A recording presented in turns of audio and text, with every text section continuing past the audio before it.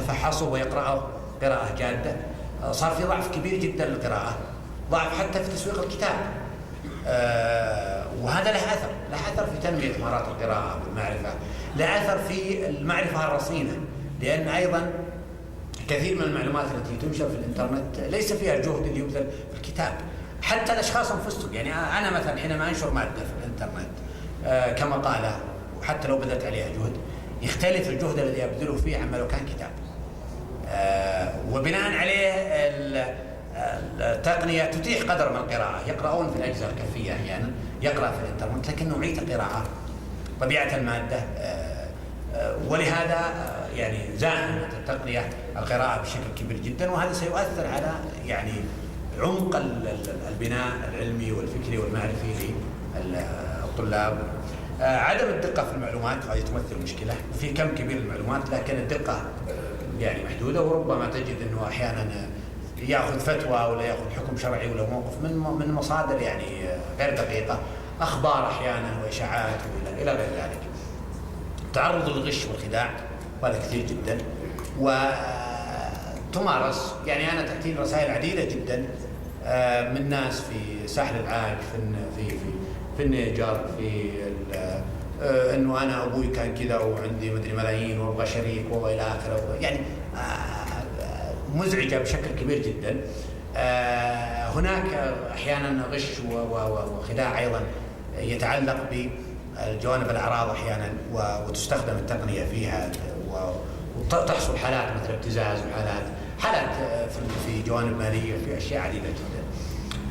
نشر الشائعات والاكاذيب، التقنيه تمثل فرصه، يعني يستطيع اي شخص انه ينشر اشاعه عن شخص معين ويتداولها الناس. يمكن من خلال ايضا توظيف الصور والتلاعب بها، يعني اعطاء قدر من التوثيق لهذه الصوره. يعني انا اتذكر موقف قديم جدا، يمكن انا كنت طالب وقتها في الثانوي قبل 35 سنه، وانا جالس في حديقه، في واحد معه كاميرا حتى ما الكاميرات الرقمية غير موجودة، فجالس يصور واحد، خلاه يجلس بوضع معين عند الشجرة، وبعدين صوره، فطلعت الصورة أنه جالس وشايل الشجرة بيده. إذا كان هذا يمكن يتم مثلا من خلال يعني خدع بسيطة في عملية تصوير تقليدية، مع الآن يعني أدوات التحرير، يمكن التلاعب بالصور، يمكن التلاعب حتى لقطات الفيديو وتوظيفها بشكل سلبي. ومرت عليه حالات ابتزاز كثيرة، يعني أحيانا من الشباب يهدد البنات أنه ممكن يأخذ صورتها ويركبها على فيلم ولا على صورة معينة، ويعني يوقعها في مواقع محرجة. السهر، وأنا أتصور الأخوة اللي الآن يعملون في التعليم يلاحظون هذا، أنه يعني كثير من الأطفال يأتي وهو يغالب النوم. الأضرار الصحية والبدنية، حتى اللعب عند الطفل ما عاد صار لعب حركي ولعب، يعني صار اللعب ارتبط بقضية التقنية.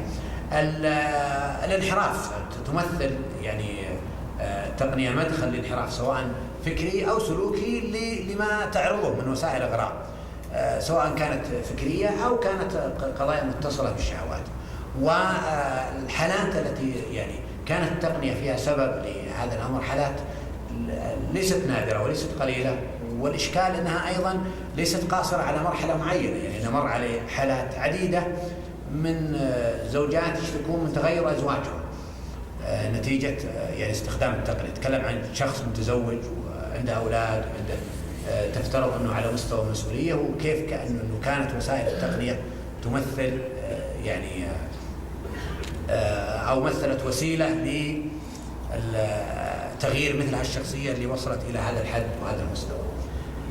هنا ننتقل إلى سؤال مهم جدا، وهو أنه كيف يمكن نتعامل مع هذا الجيل، يعني جيل التقنية، أو ماذا يقتضي منا هذا من الجانب التربوي. هناك عدد من يعني التوجيهات التي يمكن أن نطرحها.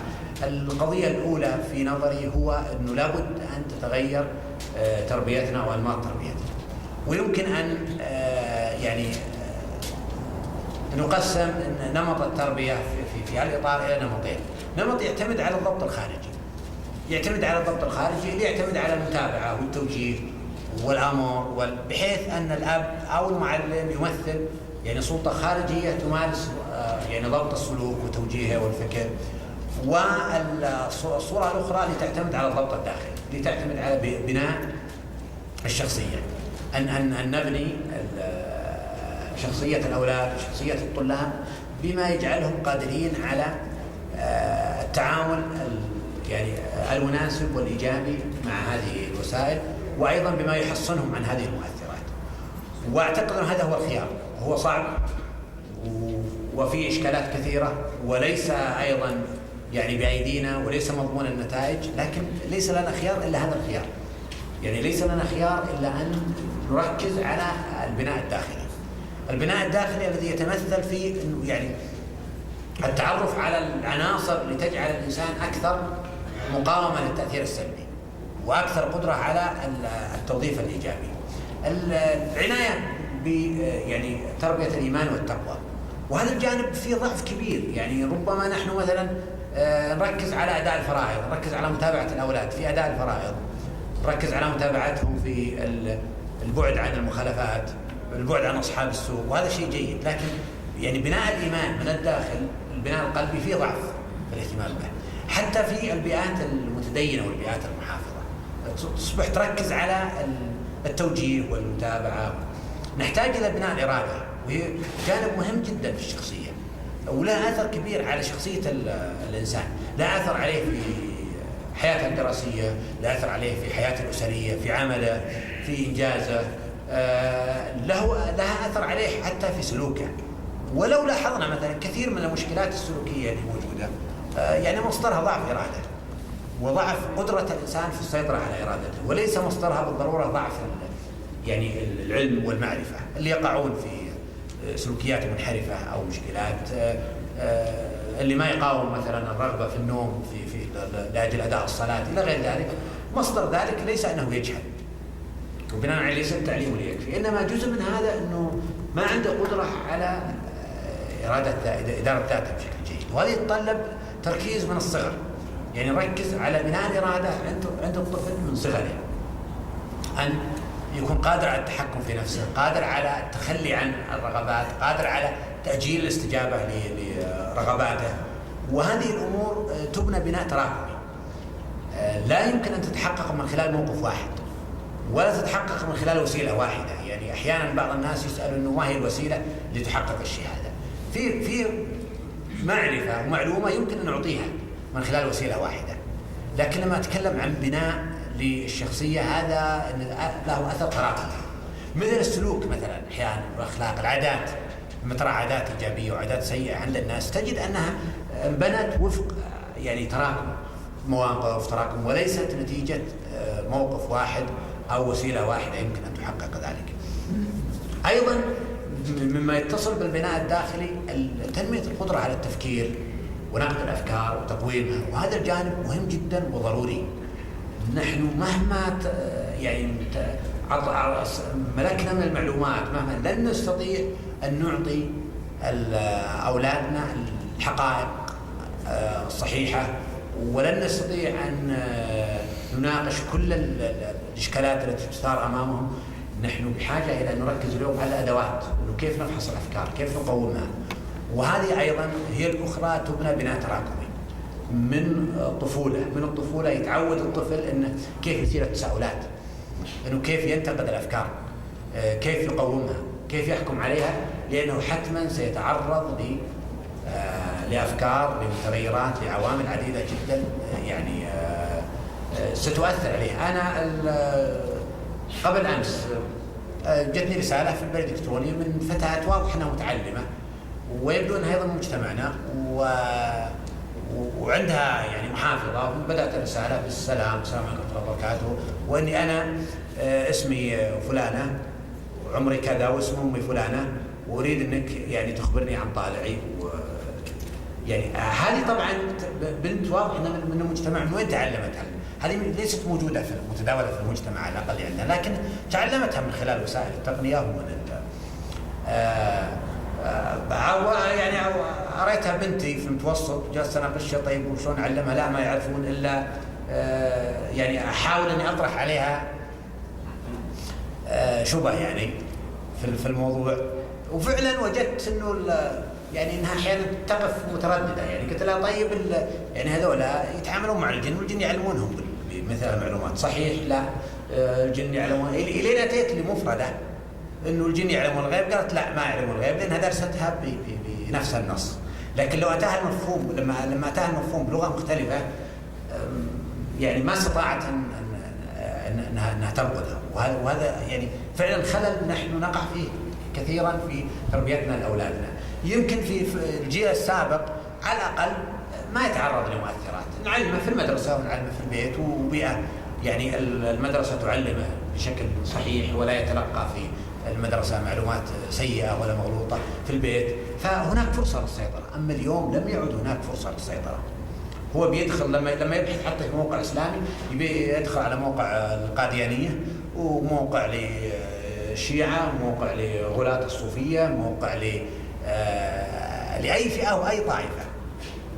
اي موقع يجد مكتوب باللغه العربيه سيدخل فيه. واذا ايضا اضفنا الى ذلك انه يعني قدره الطلاب على فهم اللغات الاخرى من خلال اللي يتقنون اللغه، وايضا سندخل في دوامه كبيره ومختلفه جدا. نحن بحاجه الى ان فعلا نركز على ان ننمي عندها القدره، ننمي عندها القدره على اثاره التساؤلات، على التفكير، على النقد، على التقويم، لانه سوف يتعرض لمخاطر كبيره جدا وتثار امام علامات استفهام كبيره، وهو لا يملك، اللي يتعلم بطريقه تقليديه لن يملك الرد على مثل هذه الاشكالات والشبهات. هذه قضيه محوريه يمكن انا اطلت فيها، لكنها هي يعني تقتضي ان خيارنا هو في التركيز على البناء الداخلي اكثر من الضبط الخارجي. من بقيه عدد من الامور يمكن يعني اشير اليها باختصار. نحتاج ان نتعرف خصائص جيل التربيه ونتعامل معه في ضوء هذه الخصائص.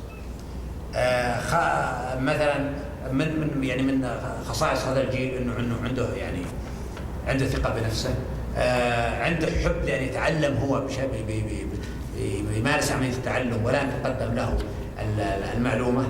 غالبا هو يعني عنده اتساع افقي وعنده ضعف راسي فيما يتعلق بالمعلومات، يعني يمكن يعرف معلومات عديده من امور عديده جدا، لكن يعني لا يتعمق فيها.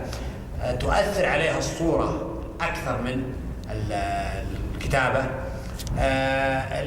يعني جانب شكل تنظيم المعلومه له اثر في وصول المعلومات.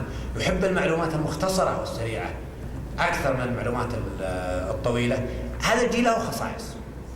هذه الخصائص نحتاج ان نعيها حتى نتعامل معه نحن في ضوء هذه الخصائص.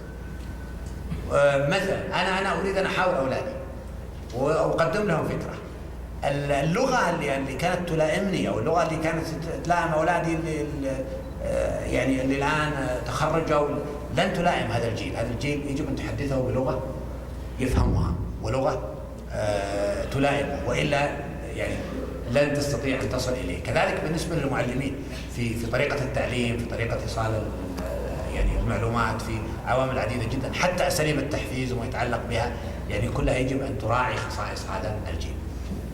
من الامور التي نحتاج ان نعيها جيدا هو ان نضع حد للاستخدام. يعني مهما كان يجب ان نضع حد لاستخدام التقنيه. لن نمنع، لكن يفترض ان يكون فيه على الاقل مثلا نظام في البيت، يكون في اوقات الاستخدام، في وسائل الاستخدام، والا اذا تركت الامر سيعيشون ما داموا يا اما نائمين او امام الاجهزه. اليوم انا طلعت على كثير يمكن طريف، لكني حتى جلست اعطيها اولادي يقرؤونه، انه صوره حقيقيه انه حاطت له علبه وتقول لي بيسلم علي يضع جهازه قبل ما يسلم علي. لانه حتى في المجالس الناس اللي جلسوا والاطفال اذا جلسوا مع اهلهم كل طفل مع جهازه ويتواصل فيه، لا تدري ماذا يقرا ولا الى اين. اعتقد انه بحاجه الى وضع حد. لا يعني طبعا الصرامه الزايده ستولد رده فعل، لكن على الاقل وضع حد معين. وفي اوقات ما فيها استخدام اجهزه، في حد معين. فرص التحكم في الانترنت داخل المنزل موجوده الان.